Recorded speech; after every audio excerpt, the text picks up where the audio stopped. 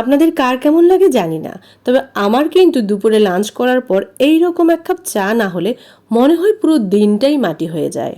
আজকে পুরো দিনটাই বাসায় প্রচুর পরিমাণে ঝামেলা ছিল। নিজের সব কাজ গুছিয়ে নেওয়া প্লাস ভিডিও করা সবকিছু মিলে আমি কোনো কাজই গুছিয়ে উঠতে পারছি না। আপনারা কিভাবে ম্যানেজ করেন জানি না। ঘর সংসার বাচ্চা কাচ্চা চাকরি বাকরি অনেক কাজ থাকে একটা বাসায়। সকালে নাস্তা খাওয়ার পরই অল্প অল্প করে অনেকগুলো বাজার নিয়ে আসে। সপ্তাহের বাজারটা যেই দিন করা হয় সেই দিন একটু ভালোই ঝামেলা থাকে আমার। আর বাসার কাজের মানুষের তো ভালোই ডিমান্ড থাকে, তাদের শিডিউল অনুসারে আমাদের কাজ করতে হয়। আমি খুব তাড়াহুড়া করে আমার কাজগুলো সব শেষ করার চেষ্টা করছি। চুলায় রান্না বসিয়ে দিয়েছি আর এই পাশে এসে আমি সালাদ কেটে নিচ্ছি।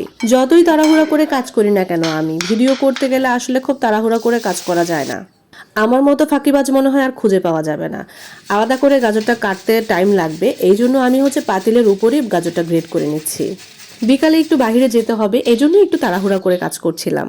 অনেকগুলো কাজ জড়ো করে রেখেছি, আজকে এই কাজগুলো শেষ করতেই হবে। সানডে থেকে যেহেতু রাতুনির স্কুল শুরু হচ্ছে, তো তখন আর বাইরে যেতে পারবো না, তো সব কাজ আজকেই শেষ করে আসবো। আমার ভিডিওগুলো যারা দেখছেন তারা অবশ্যই একটা করে কমেন্ট করে যাবেন। আপনাদের কমেন্ট পেলে আমি বুঝতে পারবো যে আমার ভিডিওগুলো আপনাদের ভালো লাগছে। ইদানিং ব্লগ বানাতে আমার খুব ভালো লাগছে, তাই প্রতিদিনই আমি ভিডিও দেওয়ার চেষ্টা করি। কিছুদিন আগেই মামা আর মামি আমাদের জন্য এই হাঁসগুলো নিয়ে আসছে, তখন আর রান্না করা হয়নি, তো আজকে এগুলা কেটে ক্লিন করে রেখে দিব, আজকে আর রান্না করব না। সবগুলো কাজ গুছিয়ে নিতে আমার অনেক লেট হয়ে গিয়েছে, তাই রাতিনকে আমি আগেই খাইয়ে দিচ্ছিলাম। যেহেতু বিকালে একটু বাহিরে যাব, আর যেহেতু রাতিনের একটু পড়াশোনার প্রেশারও পড়ছে এখন, তো ওকে খাইয়ে সবার আগে একটু ঘুম পাড়িয়ে দিব। আর এইদিকে বারবার করে কুরিয়ার থেকে ফোন দিচ্ছিল যে আপনাদের কয়েক বস্তা চাল আসছে। তারপর খুব তাড়াহুড়া করে বের হয়ে চাল আর গুড় পাঠিয়েছিল, সেগুলো নিয়ে আসলাম। আর এখন কুরিয়ার থেকে চাল নিয়ে আসাটাও বেশ ঝামেলার হয়। রিক্সাওয়ালারা চালের বস্তা টানতে চায় না, মানে কষ্ট তো আসলে, পরিশ্রম হয় ওদের অনেক, ওরা এই কাজগুলো এখন আর করতে চায় না।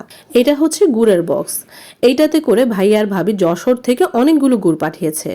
এই গুড়গুলো অনেক মজা, সারা বছর ফ্রিজে রেখে অনেক মজা করে খাওয়া যায়।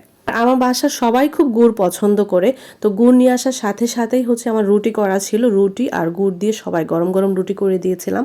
তো রুটি দিয়ে গুড় দিয়ে খাচ্ছিল, মানে সবাই খুব পছন্দ করে। আর ওখানকার গুড়গুলো না খুব মজা হয়, অনেক টেস্ট।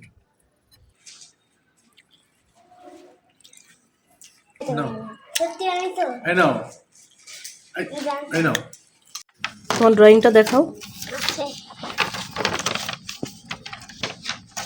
রাখো এখানে রাখো।